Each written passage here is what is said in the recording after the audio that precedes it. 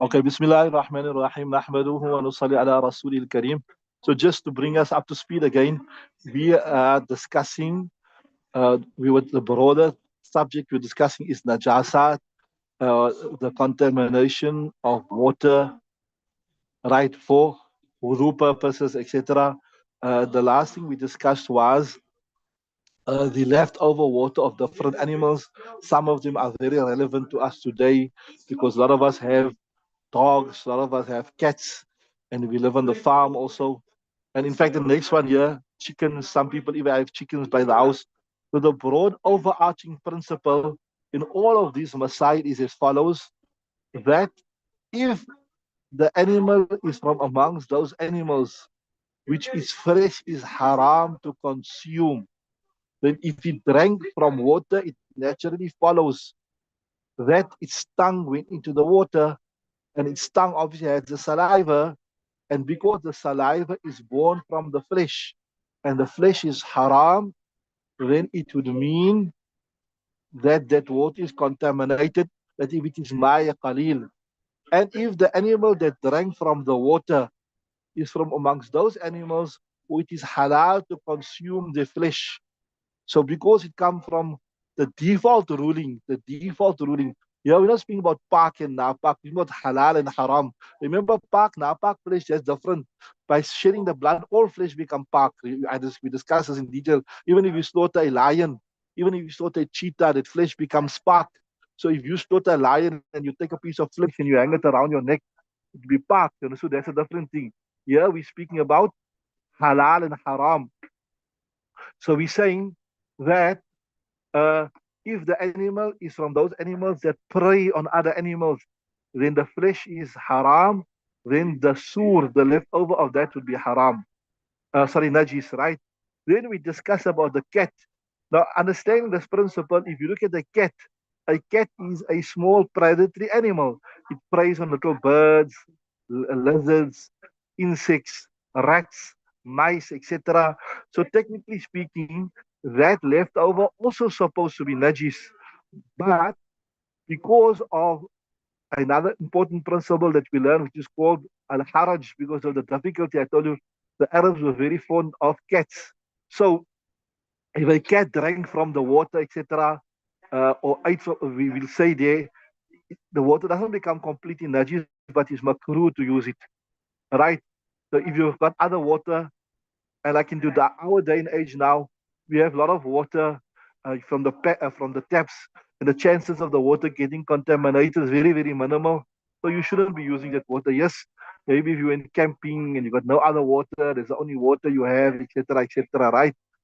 So we discussed that. In another discussion we discussed here also is there could be two reasons why the cat's leftover water or rather saliva is reprehensible. One is because it is a predatory animal.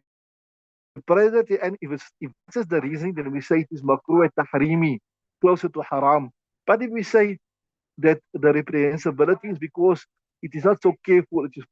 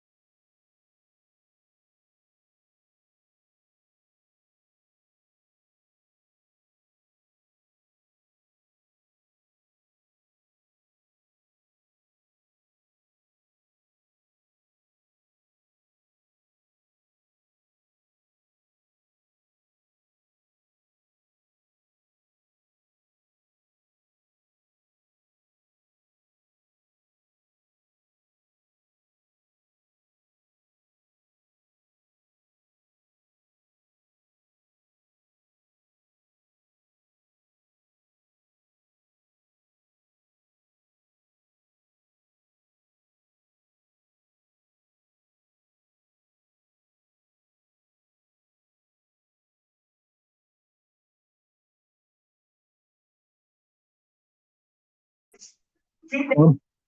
Are we on?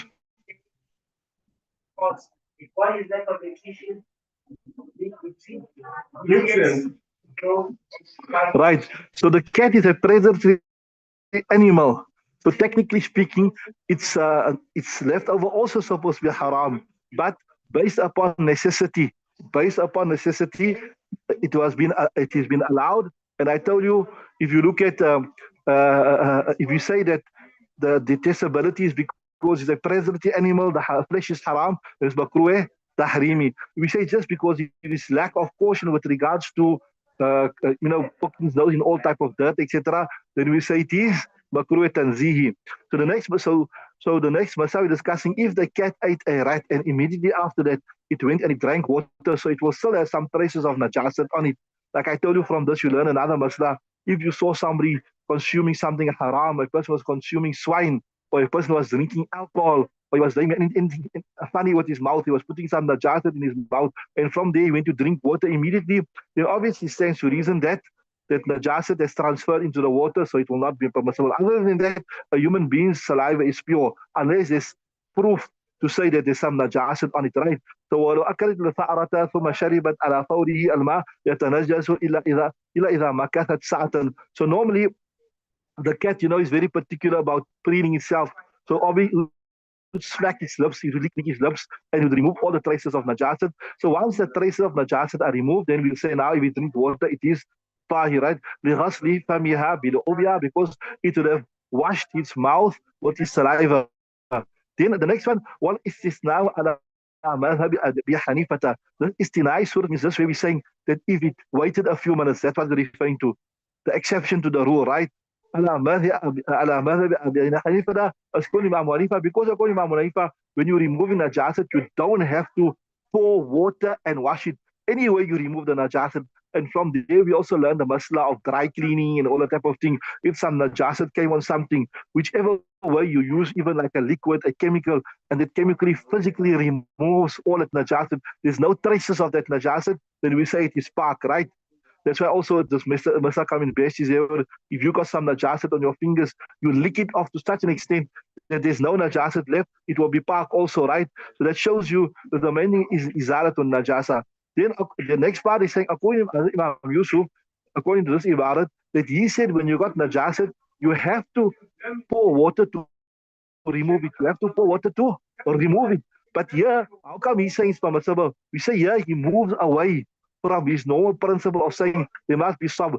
And out of necessity, say, look, there's necessity that the cat is all the time. Maybe this is not so relevant to us, but in previous times when houses were not solid, you'd have like wooden houses or bamboo houses or mud houses. So you would have a lot of insects and reptiles and lizards and stuff, all that stuff coming into the house. So the cat is every time it is eating a rat, is eating a mice. So that means you'll have to go take the cat and wash the cat's mouth in order for it to become park. So we say, no, based upon necessity, we'll say that if it cleans his mouth, then it will be permissible, right? Okay, read the next ibarat.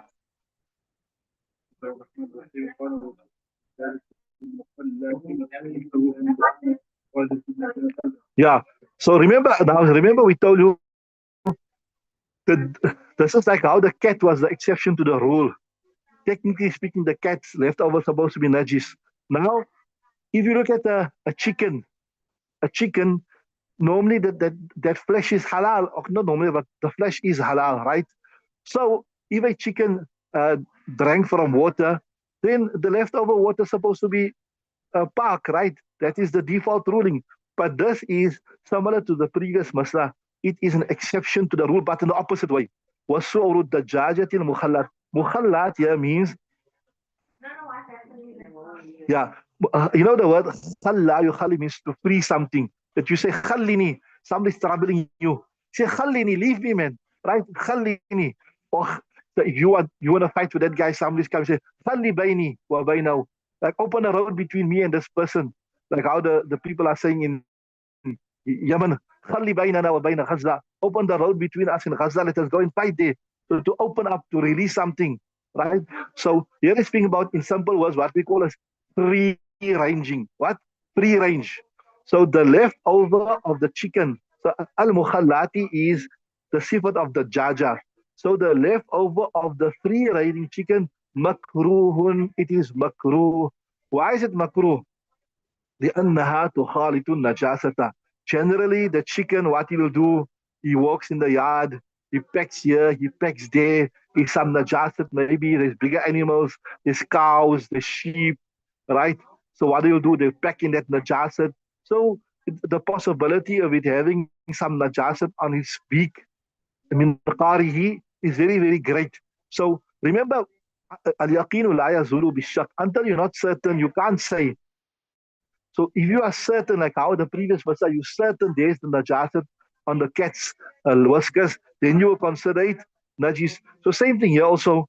You will not consider um, you will not consider it 100% najis, but there's a great possibility. That's why we say it is makruh. Are you with me? Right? لأنها تخالط نجاسة. Now, interesting مسألة. ولو كانت محبوسة بحيث لا يصل منقارها إلى ما تحت قدميه لا يكره لوقوع الأمن من المخالطة. And I don't know if you ever you've seen these new cages in which they keep the chickens. The chicken is in such a way that it's in the cage, his whole body's in the cage, and his head is out, and his head has access to water and drink.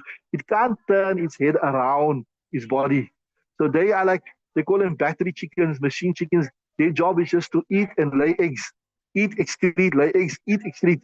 That's a whole separate topic. How unhealthy are these chickens that only live on hormones and all that type of thing. But anyway, so this shows you that's interesting. And I saw this, I thought this is a new type of zulm that they're doing on the chickens, but you see it existed back then also. So whatever it is, if the chicken is accommodated or is housed in such a manner, walau kanat mahbusatan, it is habasa means it is kept back, it is caged, behaved in such a manner, لا يصل منقارها, that its beak does not reach إلى ما تحت قدميه, to beneath his feet. That means it had no access to najasat. It's big, right? لا يقره, it will not be makruh لوقوع الأمن المخالطة, because of لوقوع الأمن, because of the peace of mind, or the safety, and mukhalati, that it not mix with the najasat. You know what I'm saying? So remember, we told you, intrinsically the flesh is clean, it's halal, so it should be parked. But it was for an external reason being makruh. And when that external reason is removed, then it will be considered to be clean, right?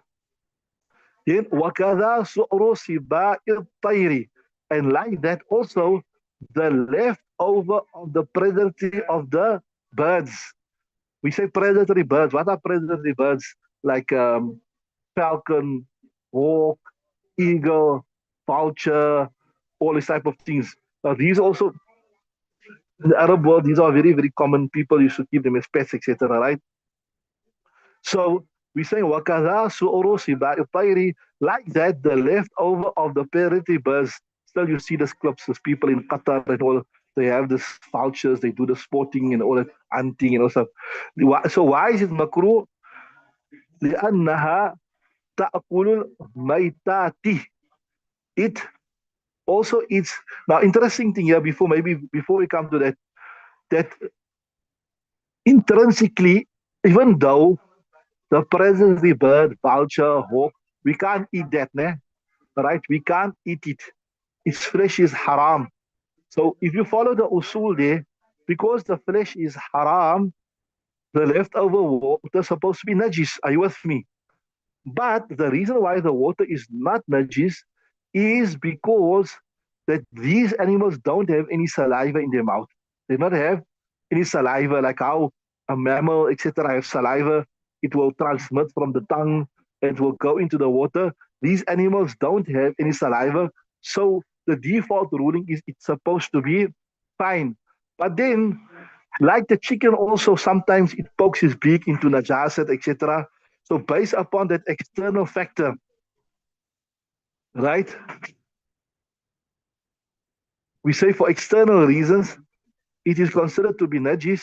Like that here also, we'll say that if a eagle, a hawk, or a falcon drank from some type of water, we also say it is najis, but not because of the transmission of the saliva, but rather because, like how the chicken would have put its beak in najasat, there's a chance similar to that, right?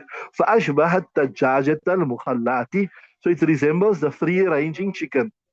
وعن أبي يوسف أن إذا كان محبوسة يعلم الصاحب أن على قدر على منقارها لا يكره ليقول الأمن عن المخالطة. So there's a riwayat and authority of Abu Yusuf, like I told you, you just Arab people, you see this, they treat some of these birds better than they treat humans. There was a club going around, I know you saw a plane, Qatar Airways had a whole full plane of these birds going to a competition, all sitting in first class seats. You saw that, right? So if that thing is treated like that, right? وأنا أبي يوسف أن إذا كان محبوسة, if it is caged, يعلم صاحبها, that the owner knows for sure that أنها لا قذر على منقارها. Yeah, the interesting thing is what they do with this bird here. They even put like what they do? They put like a mask over the face so that it can be like when they take it on a plane and that, so it can be settled. So now you got a mask on his face. Maybe you clean. So they even groom these birds. They groom these birds. They groom it. They cut the nails. They whatever. So now after you groom it, you put a mask on his face so that it must be settled in the plane, right? Like so ostrich mentality. Like if you can't see something, then it doesn't affect you.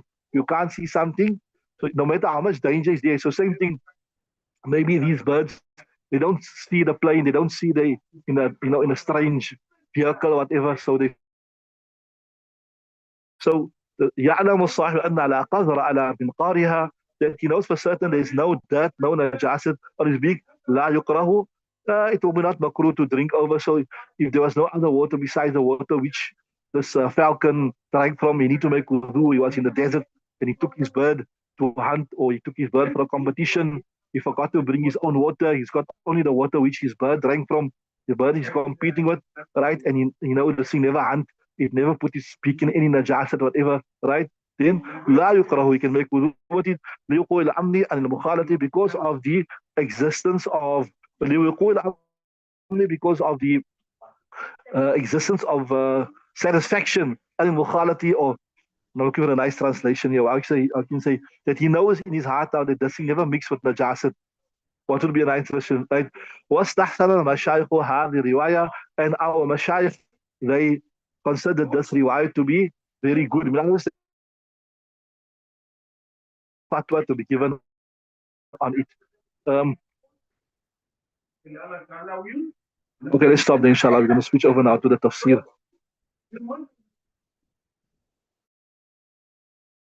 If you don't know La ilaha illallah, I'm telling you two portions, right?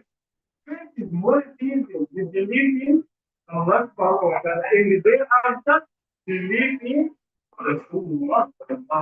And now, if you don't know